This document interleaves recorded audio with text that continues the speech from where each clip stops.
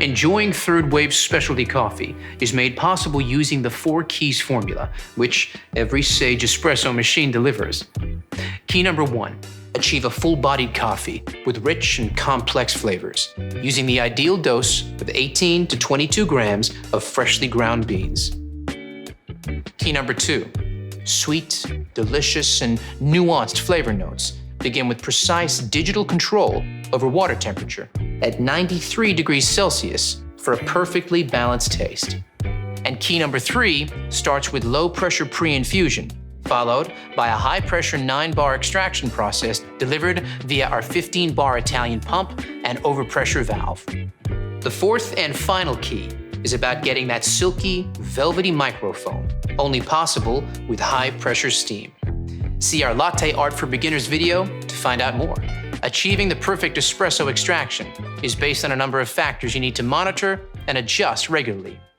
Here's a barista to explain how it's done.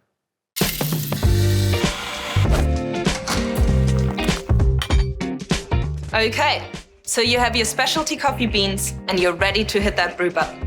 Let's take a closer look at some extraction results you might come across and what adjustments you need to make to consistently create that balanced espresso shot. Baristas call finding the optimal extraction dialing in. This is because it usually revolves around just adjusting the grind dial to get the right grind size. Ambient temperature, humidity, and age of the coffee all play a part in the optimal setting, and it can be tricky.